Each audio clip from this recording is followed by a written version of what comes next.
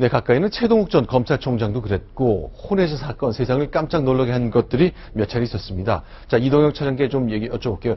대체로 기억나는 뭐 혼외자 사건 어떤 걸 떠올릴 수 있겠습니까? 예, 먼저 그 정주영 전 현대그룹 명예회장의 이야기들을 떠올리시는 분들이 많을 것 같습니다. 네. 1973년으로 거슬러 올라가는데요. 김경이라는 분을 만나서 당시에 그 두 자매를 둔 사실이 뒤늦게 확인이 됐죠. 딸 둘을 뒀다. 맞습니다. 그래서 1979년에 출산한 딸이 하나 있었고, 그리고 2년 뒤에 한 명을 더 낳아서 이 두 자매를 둔 사실이 있었고요. 네. 김경희 씨 가족은 그래서 나중에 미국으로 이민을 또 갔는데, 네. 2001년이 돼서야 정주영 회장의 친자라는 확인 소송을 내서 확인이 되면서 100억의 상속을 받았고요. 네. 이후에 다시 유산 분배 소송을 제기해서 20억씩 총 40억 원을 받는 그런 사실이 또 세간에 알려져 화제가 됐습니다.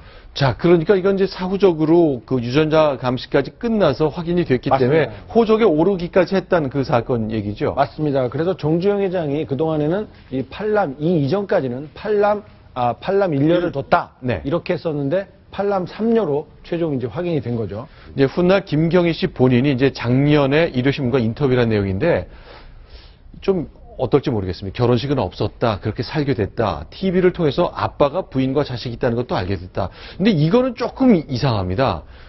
1970년대 알았다지만 삼성의 이병철, 현대의 정주영, 대한민국을 대표하는 그 양대 거부인데 몰랐다는 것도 좀 이상한데 어쨌건 정주영 회장 사후의 얘기니까요. 그 다음에 이 요트 얘기가 또 하나 있네요. 그렇죠. 요트나 이런 그 고가의 물건들을 사고 하면은 날 태워줬고 나에게 보여줬고 끔찍하게 아꼈다라는 내용이 언론 인터뷰까지 보도가 돼서 또 뭐 화제가 됐었는데요. 아무튼 이 재벌가 그리고 권력자들의 이런 혼외 자식의 논란은 뭐 아직까지도 끊이지 않고 있습니다. 네, 김영삼 전 대통령도 비슷한 일이 하나 있었잖아요. 네, 그렇습니다. 이 김영삼 전 대통령도 여러 차례 혼외자가 있다는 구설에 시달렸는데요. 가장 먼저는 이 김 전 대통령이 1992년에 집권 여당의 대선 후보가 됐을 때, 미국에서 살고 있는 누군가가 있다. 뭐 이런 소문이 돌았습니다. 그러나 이거는 확인이 전혀 되지 않았고요. 이제 김 전 대통령이 임기를 마친 뒤인 2000년에 가네코 가오리라는 여성 그리고 그 이경선 씨, 이 생모라는 이경선 씨가 소송을 제기를 했습니다. 친자 확인 소송이었죠.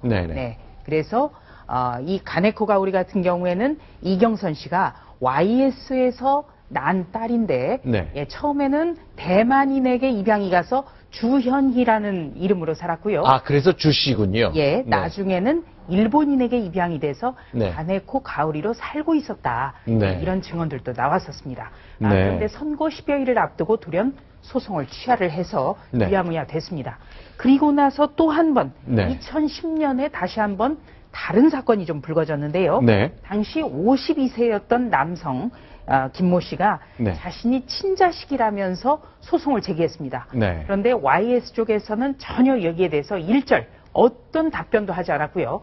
그랬기 때문에 이 김 전 대통령이 아무런 대응을 하지 않았기 때문에 바로 혼외자라고 주장했던 김 씨의 승소가 결정이 났습니다.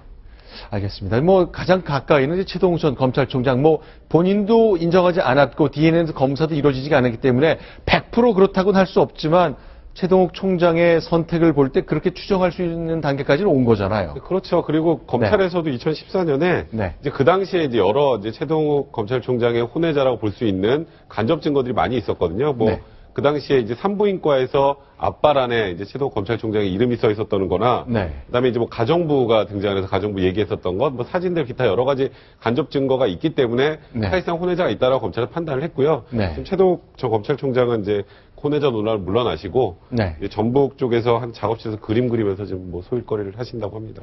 자, 김창덕 기자 이제 그 동아일보 산업부에서 SK그룹 취재하고 계신데 어쨌건 오늘 이런 일이 생겼는데요. 흔히들 얘기할 때 그 CEO 리스크랄까 그 제1인자가 최종 의사결정을 하는데 이런 일이 생기기 때문에 그룹 전체가 좀 경영에 영향을 받을 수 있잖아요. 오늘 실제 SK분들이 그런 걱정을 좀 했습니까? SK그룹이 사실 지난 몇 년간 CEO 리스크가 가장 컸던 그룹 중에 한 그룹인데요. 사실 최태원 회장이 2003년도에도 한번 구속이 됐었고 2013년도에도 한번 구속이 되면서 당시 이제 두 번의 경영 공백 사태 때 네. SK그룹이 사업 확장에 굉장히 어려움을 겪었었습니다. 네. 근데 이번은 이제 물론 최 회장이 아예 경영에서 빠지는 게 아니라 네. 개인 사적인 문제가 불거진 거지만 이 해외 투자자들이나 아니면은 경영 판단을 내릴 때 이런 부분도 분명히 영향을 끼칠 거라는 전문가들 의견이 나오고 있습니다. 알겠습니다. 두 차례 구속된 적도 있었고 사면을 받아 이제 출소했습니다만 어쨌건 다시 한번 가정사 때문에 SK그룹의 제1인자가 좀 상대적으로 에너지를 다른 영역에 쏟아야 될 일들이 많아졌기 때문에 오늘 주가가 좀 떨어진 것까지 확인해 봤습니다. 오늘 김창덕 기자 말씀 잘 들었습니다. 오늘 여기까지 말씀드리겠습니다. 고맙습니다. 고맙습니다. 자, 이번엔 네 번째 소식입니다. 순위 확인하고 돌아오겠습니다.